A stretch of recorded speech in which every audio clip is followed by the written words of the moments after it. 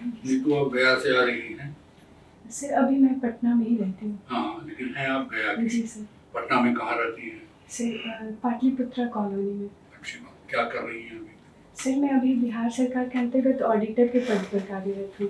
अच्छा, तो कितने दिनों से कार्य कर रही हैं आप? सर मैं यहाँ जनवरी 2019 से पदस्थापित हूँ। अच्छी बात है, बहुत अच्छा। तो फिर वहाँ छोड़ करके इधर आप बीपीएससी का प्रयास क्यों कर रही हैं? जी सर। सर मुझे मेरा प्रथम प्राथमिकता बिहार पुलिस सेवा को है। और सर मैं जिस एग्ज़ाम के थ्रू हूँ वो सर बिहार एसएससी के द्वारा है। तो सर मेरे विचार में स्टेट का जो सबसे बड़ा एग्ज़ाम है, मैं सर उसके थ्रू सर्विस में जाना चाहती हूँ। आपकी कोई हॉबी वगैरह है? जी सर, योगा और फिजिकल एक्सरसाइज से। अच्छा, प्रधानमंत्री आज हैं कहाँ? जी सर, वो जापान में है सर। क्या कर रहे हैं वहाँ? सर क्वाड के सम्मेलन में। क्वाड क्या चीज़ है? सर ये 4 देशों का समूह है जो हिंद प्रशांत क्षेत्र में सुरक्षा के दृष्टिकोण से कार्य करता है। जी सर। और क्या करता है? ये कौन-कौन से सदस्य हैं इसमें? जी सर, इसमें अमेरिका, भारत, ऑस्ट्रेलिया और जापान शामिल है। अच्छा, एक और नए संगठन की शुरुआत की गई है कल, उसके बारे में कुछ बता पाएंगे आप? माफ़ी चाहूँगी सर, मुझे इसकी जानकारी नहीं है। उसकी जानकारी नहीं है। अच्छा, ऑडिटर्स के पद पर आप हैं। ऑडिट जो प्रिंसिपल एजी जो हमारे भारत सरकार में सर्वोच्च हैं, जी सर। अभी कौन है? सर श्री गिरीश चंद्र मुर्मू जी। गिरीश चंद्र मुर्मू जी। तो इस विभाग की शुरुआत कब हुई? सर हमारे विभाग की या सर सेंट्रल? दोनों तो एक ही बात है, आप अलग-अलग विभाग हो गया है। जी सर। पूरे ऑडिट की बताएं। सर पहला तो सर जो सीएजी का पद है वो एक संवैधानिक प्रावधान के तहत गठन हुआ है, जो अनुच्छेद 148 में वर्णित है। और सर जो हमारे यहाँ है जो अंकेक्षण विभाग है, ये 1962 से वर्क कर रहा है सर। पहले ये वित्त विभाग के एक शाखा के रूप में कार्य करता था। उसके बाद इसे अलग से निदेशालय बना दिया गया है सर, अंकेक्षण निदेशालय। अच्छी बात है। आवश्यकता क्या है इसकी? क्या अपने लोगों पर हमें विश्वास नहीं है? सर माफ़ी चाहूँगी सर, मैं समझ नहीं सकी। समझना का मतलब ये है कि देखिए, ऑडिट आप करती है किसी और डिपार्टमेंट की, जी। मतलब वो डिपार्टमेंट में जो काम कर रहे हैं जी। उन पर हमको विश्वास नहीं है, इसीलिए हमने एक आदमी को और लगाया, जाके देखो, जांचो। सर मुझे लगता है ऑडिट के 4-5 अगर मुख्य उद्देश्य हम लोग देखें तो सर जब हम ऑडिट में जाते हैं तो हम देखते हैं कि बहुत सारी गलतियां सर हमसे अनजाने में हो जाती है।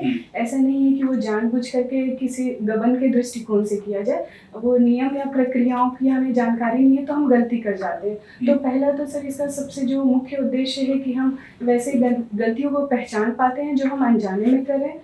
दूसरी सबसे बड़ी चीज़ है कि सर हम एस्टिमेट जो है उसको ध्यान में रखते हुए मितव्ययिता के दृष्टिकोण से ऑडिट करते हैं। तो कहीं अगर फिजूल खर्ची हो रही है तो उस पर हम विभाग का ध्यान आकृष्ट कराते हैं।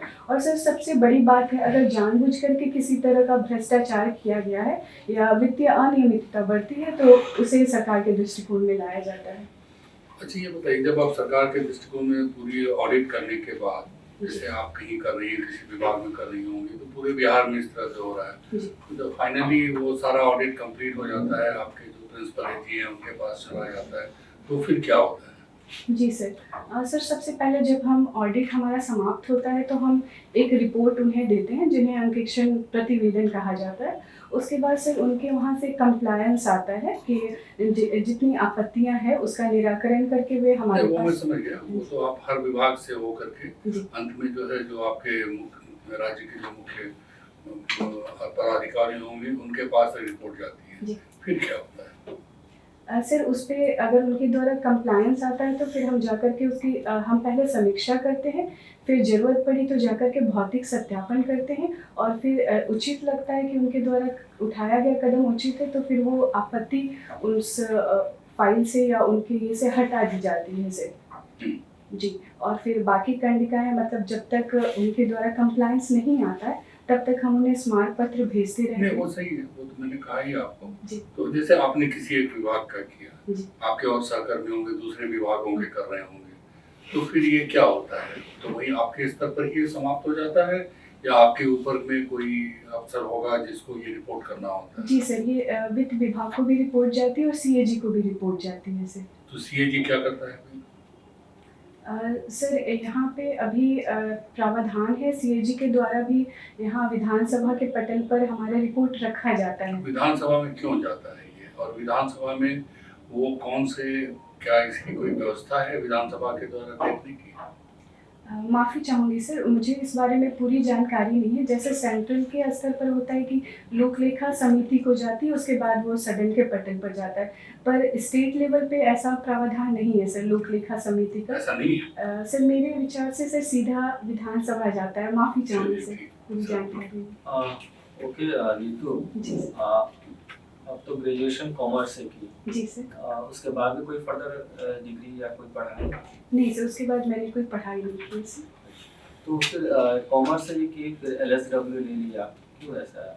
जी सर। सर मैंने जब वैकल्पिक विषय के चयन के क्रम में सिलेबस देखा और पिछले वर्षों के क्वेश्चन पेपर को देखा, तो मुझे लगा कि मैं इसमें बेहतर परफॉर्म कर सकती हूँ, और मैंने पहले शुरुआत में कुछ क्वेश्चंस किए और सीनियर से राय ली। तो इजी लगा ये?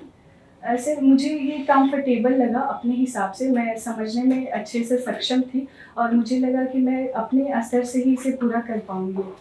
फिर कॉमर्स में तो आखिर आपने 3 साल उसमें दिया, जी सर। और मिनिमम क्वालिफिकेशन भी ग्रेजुएशन ही होता है बीपीएससी के लिए। जी सर। वो भी तो आप अपने से कर सकते थे। जी सर। क्या जरूरी है कि इसके लिए एक्स्ट्रा एफर्ट, कोचिंग, ट्यूशन करना जरूरी है? जी सर, कर सकती थी, पर मैंने देखा तो मुझे लगा कि सर मुझे उसमें मार्गदर्शन की आवश्यकता होगी, और सर मुझे समय की थोड़ी कमी है, और एलएसडब्ल्यू मैं स्वयं से समझने में सक्षम थी सर अच्छे तरीके से, और अच्छे मार्गदर्शन भी उपलब्ध थे। आपने फर्स्ट प्रेफरेंस बीपीएस दिया है? जी सर। ओके। आप बता सकती हैं कि जब अगर आप बन जाती हैं डीएसपी, पुलिस उपाधीक्षक के रूप में आपका चयन होगा, तो कौन कौन से काम आपको करने पड़ेंगे? पुलिस का कुछ वर्क बताइए। जी सर, सबसे पहले तो सर एक इसके वर्क को देखा जाए तो एक इन्वेस्टिगेशन का पार्ट होता है और एक लॉ एंड ऑर्डर का पार्ट होता है। तो सर जिस भी कार्य के लिए मुझे दिया जाएगा मैं उस कार्य को करूँगी। इन्वेस्टिगेशन बता रही है, एक लॉ एंड ऑर्डर होता है। जी सर। लेकिन अभी पुलिस के पास कुछ न्यू चैलेंजेज आ गए हैं, जो पहले ट्रेडिशनली जो वर्क था, लेकिन कुछ नए नए आ गया। बता देते हैं कि अभी क्या चैलेंज है पुलिस के लिए, मेजर चैलेंजेस कौन कौन से हैं? जी सर, चुनौतियां अगर हम पुलिस के लिए। जी अगर हम बिहार प्रदेश की बात करें सर, तो हमारे यहाँ मद्य निषेध अधिनियम लागू है। तो इसके रूप में हम देखते हैं कि एक बहुत बड़ा चैलेंज पुलिस के सामने है, जिससे उनका वर्कलोड भी बढ़ गया है। लेकिन कर तो नहीं पा रहे हैं। जी अभी तो देख रहे हैं, अभी भी शराबबंदी तो हो गई है, लेकिन कहने की बात है शराबबंदी। तो आपको लगता है कि यहाँ पे हमारे जो पुलिस जो है वो फेल कर गई है, मतलब उनसे हो नहीं रहा है कंट्रोल? हाँ सर, मेरा मानना है कि हाँ, पूरी तरह से सफल तो इसे नहीं कह सकते, पर हमने बहुत हद तक कंट्रोल कर लिया है। क्यों नहीं सफल हो पा रहे हैं? हमारी इतनी बड़ी पुलिस फोर्स है और सरकार की सबसे बड़ी प्रायोरिटी अभी है, जैसा कि आपने बताया, और नया चैलेंज भी पुलिस के लिए, क्यों नहीं कर पा रही है हमारी पुलिस? जी सर, कुछ इसके पीछे रीजंस हैं। जैसे एक तो सर हमारे जो पड़ोसी स्टेट्स हैं वहाँ पे शराब बैन नहीं है, तो एक ये चीज़ हो रहा है कि सर काला बाजारी हो रही है और नकली शराब बनाया जा रहा है। और सर मुझे जहाँ तक लगता है कि अगर इसमें हम जनता का सहयोग लें, क्योंकि वो लोग नॉर्मल पीपल के बीच ही रहते हैं, जिसे थोड़ा पहचान पाना मुश्किल होता है। तो अगर हम इस तरह का कुछ कम्युनिकेशन स्किल को अच्छे से डेवलप करें तो जनता तो आपको सहयोग तब करेगी ना जब जनता को आप पे विश्वास हो। जनता तो खुद ही भागते रहती है पुलिस से। आप एफआईआर कराने जाती है जब जनता, तो खुद पे जब जुल्म होता है तभी थाने नहीं जा पाती, ऐसी छवि बनी हुई है पुलिस की। जी कैसे जीतेंगे जनता का विश्वास आप? जी सर, इसके लिए ही हमें कुछ वर्क करने की ज़रूरत है कि जनता के बीच बैठ करके बात किया जाए। और जैसे 2-3 काम बताइए जिससे कि आप जनता का विश्वास जीत सकें। आप यंग हैं, जाइएगा, कैसे जीतिएगा जनता का विश्वास? सर मेरी प्रायोरिटी सर महिलाओं और बच्चों के लिए खास करके होंगी, जो ह्यूमन ट्रैफिकिंग के शिकार हैं बच्चे, तो मैं उनके लिए कुछ खास करना चाहूँगी। और सर जो शहर में महिलाएं रहती हैं उनके साथ समस्या है, जो अकेली रह रही हैं, उन्हें सेफ्टी की इशू है, तो मैं सिर्फ पेट्रोलिंग पे वर्क करना चाहूँगी ताकि उन्हें सुरक्षात्मक भाव पैदा हो। ह्यूमन ट्रैफिकिंग क्या होता है? इसका परिभाषा जरा बताइए। हमें सुनते ह्यूमन ट्रैफिकिंग जी। क्या होता है? सर ये एक तरह का बोल सकते हैं कि मानव व्यापार है, चाहे वो किसी का भी हो, महिला, पुरुष या बच्चों का, जिसका कोई भी इसके उद्देश्य। लिए गवर्नमेंट का कोई ऐसी नियम या कोई ऐसा प्रोग्राम जो इनके प्रोटेक्शन के लिए काम करते हैं? जी सर, सबसे पहले सर इससे संबंधित हमारे संविधान में भी प्रावधान है, अनुच्छेद 23 इससे जुड़ा हुआ है, और ह्यूमन ट्रैफिकिंग को लेकर के एक्ट्स भी आए हैं सर, पर माफ़ी चाहूँगी मैं अभी वो नाम रिकॉल नहीं कर पा रही हूँ।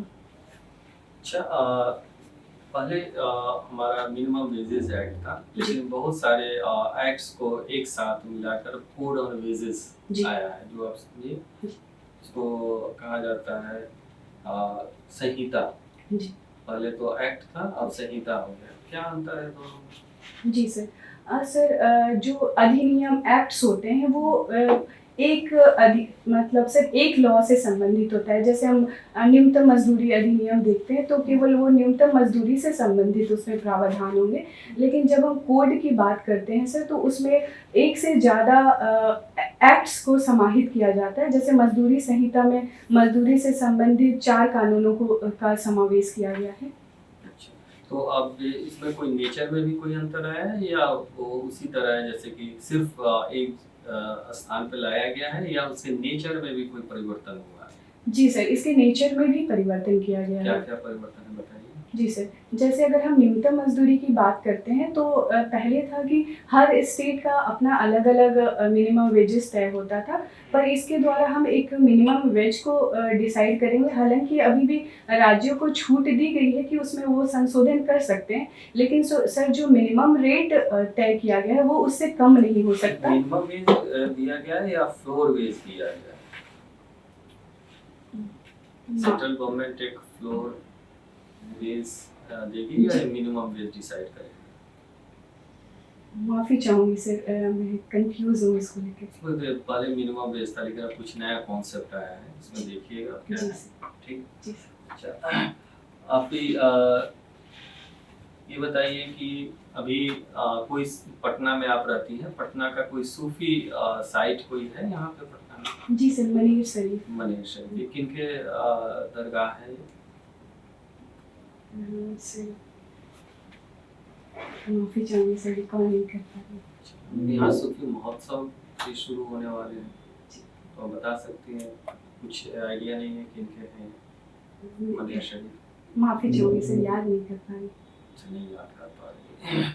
अच्छा, कॉमर्स भी आपने अपना रखा है, तो कॉमर्स और इकोनॉमिक्स में क्या अंतर है? जी sir, commerce sir basically account से जुड़ा हुआ चीज़ है, जिसमें हम किसी भी संस्थान का लेखा जोखा से संबंधित अध्ययन करते हैं कि किस प्रकार से उनका अकाउंटिंग सिस्टम होगा। और जहाँ तक सर इकोनॉमिक्स की बात है तो ये एक बहुत ही ब्रॉड सेंस में उपयोग होता है, जिसमें अकाउंट्स की बातें भी समाहित होती हैं। इसके अलावा और बहुत अच्छा, कुछ। बिहार गवर्नमेंट का 2-3 पॉलिसी बताइए जिसका मुख्य एम जो है वो यहाँ के ट्रेड एंड कॉमर्स को बढ़ाना है। जी सर।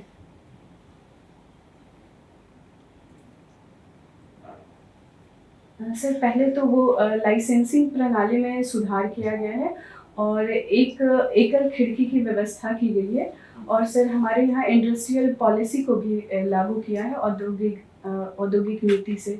कौन सा औद्योगिक नीति है, कब लागू किया गया? सर माफ़ी चाहूँगी सर। अच्छा, अभी बहुत जगह इन्वेस्टर्स मीट भी ऑर्गेनाइज किया जा रहा है, आपको आइडिया है? जी सर। पिछला मीट कहाँ पे हुआ था, इन्वेस्टर्स मीट? बिहार गवर्नमेंट का अपना इन्वेस्टर मीट किया था, जिसमें जो पति लोगों को इनवाइट किया जा रहा है कि बिहार में आए और इन्वेस्ट करें। सर आपकी अनुमति हो तो मैं गेस करना चाहूँगी। सर शायद दिल्ली में। दिल्ली में हुआ था, और नेक्स्ट कहाँ होने वाला है और प्रपोज्ड है? इसकी जानकारी नहीं है सर कुछ। नीतू, जी सर। आप कॉमर्स ग्रेजुएट हैं, जी सर। LSW ऑप्शनल्स हैं और प्रेजेंटली ऑडिटर जी सर। है ना इन बिहार गवर्नमेंट। जी सर। आप बोर्ड मेंबर्स को बताइए क्यों आप बिहार एडमिनिस्ट्रेटिव सर्विस में आने के लिए फिटेस्ट कैंडिडेट? सर सर मैं अपने मेरे व्यक्तित्व के कुछ ऐसी विशेषताएं हैं जिसकी वजह से मैं खुद को इसके लिए फिट मानती हूँ। जैसे कि सर मुझ में जो भी मुझे जिम्मेदारियां मिलती है मैं उसे अच्छे से निर्वहन करने की कोशिश करती हूँ। और सर मैं बहुत आशावादी हूँ और सोशल हूँ, जिससे मैं आसानी से लोगों से मिलती हूँ और जहाँ तक संभव हो उनकी समस्याओं को हल करने का प्रयास करती हूँ। और सर ऑनेस्ट हूँ अपने काम के प्रति और धैर्यवान हूँ सर, सुनती हूँ लोगों की बातों को, तो मुझे लगता है कि मैं एडमिनिस्ट्रेशन में अच्छा कर सकती हूँ। ठीक है, तो सबसे पहले आपने कहा सिंसियर एंड रिस्पॉन्सिबल। जी सर। इसका कोई प्रूफ आपके इतने बड़े करियर में, स्टूडेंट लाइफ में, कोई प्रूफ कैसे आप प्रूव कर पाओगे? सर मैं बस ये कह सकती हूँ कि सर जो भी रूल्स एक प्रोटोकॉल होता है किसी भी संस्था का, ऑफिस का हो या स्कूल कॉलेज का, मैंने पालन किया है सर हमेशा से उसका। ठीक।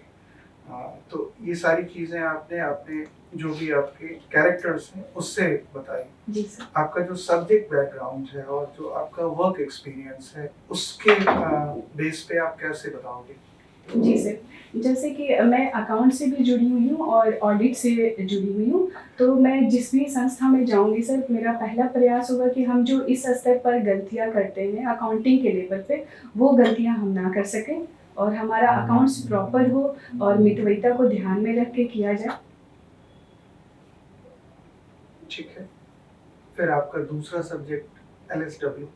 जी सर। सर जैसे कि मैंने पहली प्राथमिकता पुलिस सेवा को दी है, तो हम लॉ में बहुत सारी चीज़ें पढ़ते हैं जो समाज के कमज़ोर वर्गों के लिए है, जैसे महिलाएं हों या बच्चों के लिए हो। तो उसका इंस्पेक्शन की भी जिम्मेदारी दी जाती है एडमिनिस्ट्रेटिव सर्विस वालों को। तो अगर मुझे लॉ की जानकारी है तो मैं बेहतर तरीके से उसे क्रियान्वित करा सकूँगी और लोगों को अवेयर भी कर सकूँगी। अच्छा, और आपका वर्क एक्सपीरियंस? जी सर, मेरा वर्क एक्सपीरियंस भी काम आएगा, जैसे कि सर मैंने बताया, जो स्पेशली अकाउंट्स और से रिलेटेड होगा। और भी बहुत सारी चीज़ें सर, जब हम ऑफिस में होते हैं तो बहुत सारी जानकारियाँ होती है जो ऑफिस का नॉर्म्स है, तो उसका फ़ायदा भी सर मुझे मिलेगा। ठीक है। फिस्कल डेफिसिट क्या है? सर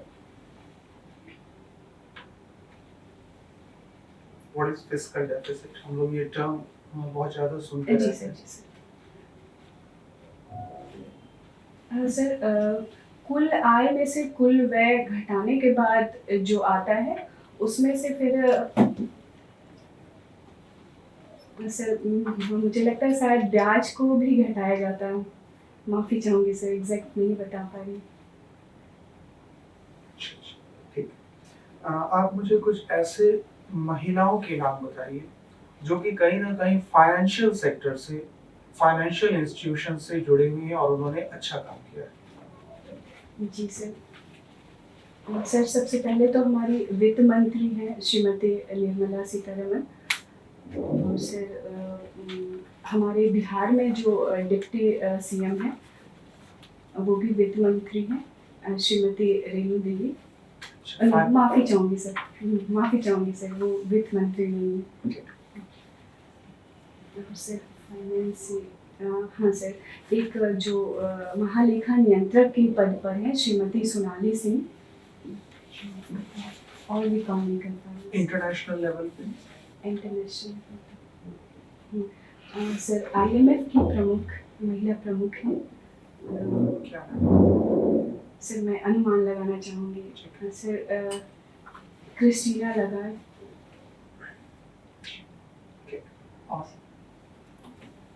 सर कोई इंडियन भी है वहाँ पे IMF में? हाँ सर, श्रीमती गीता गोपीनाथ।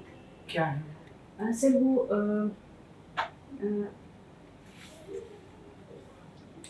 माफ़ी चाहूँगी सर, मैं याद नहीं कर पा रही हूँ। और सर मैं याद कर पा रही हूँ, माफ़ी चाहूँगी। WTO की चीफ कौन है? WTO, माफ़ी चाहूँगी सर, कॉल नहीं कर पा रही।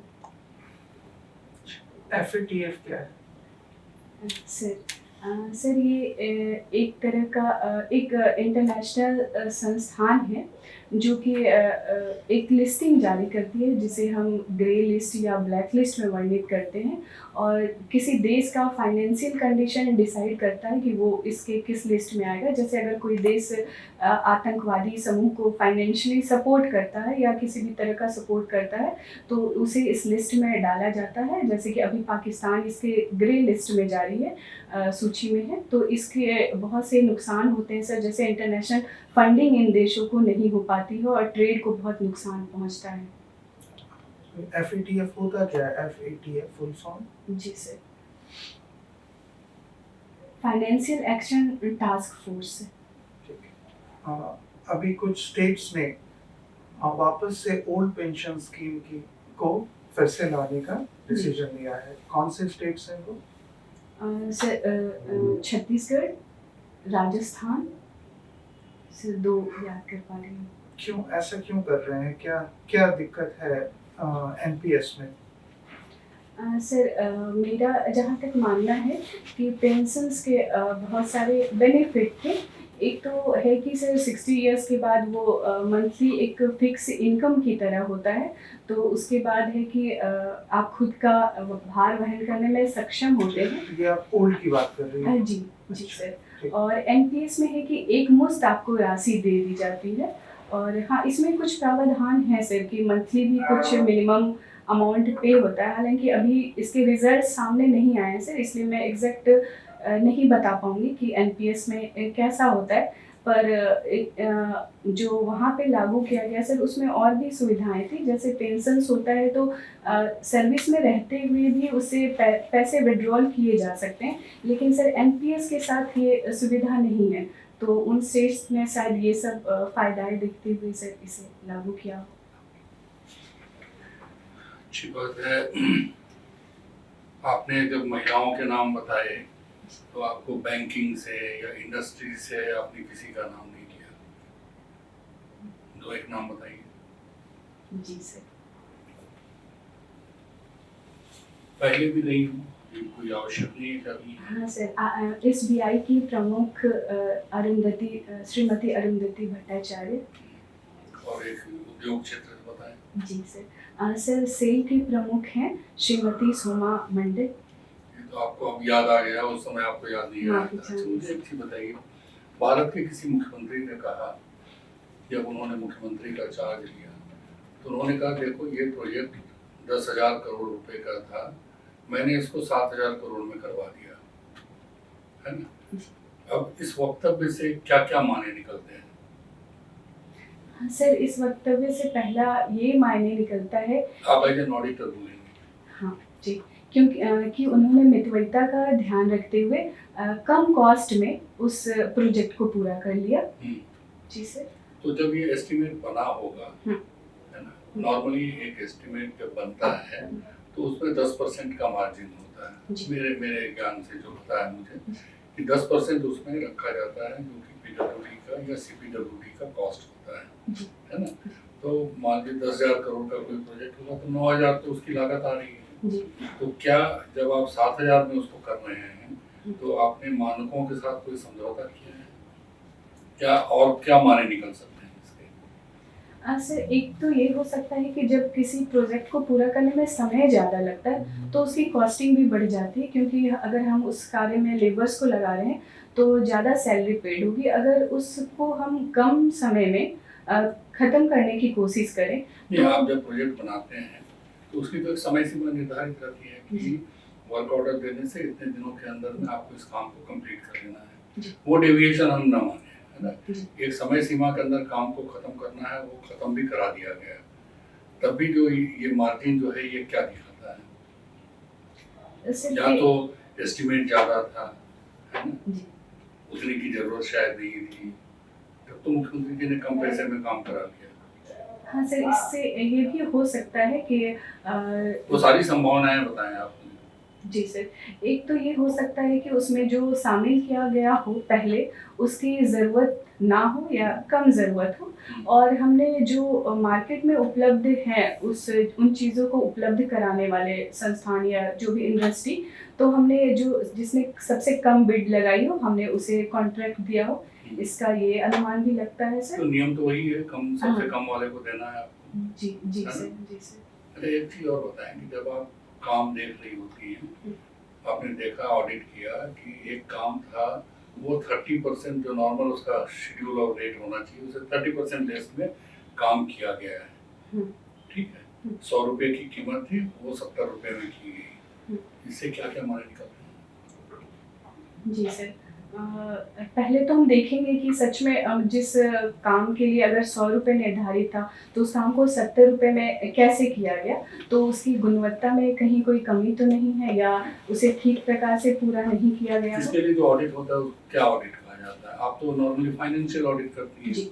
है ना? जी तो ये जो गुणवत्ता की ऑडिट होती है उसको क्या कहा जाता है? सर, इसे परफॉर्मेंस ऑडिट का नाम दिया जाता है। थैंक यू, आपका इंटरव्यू में यही थैंक यू सर।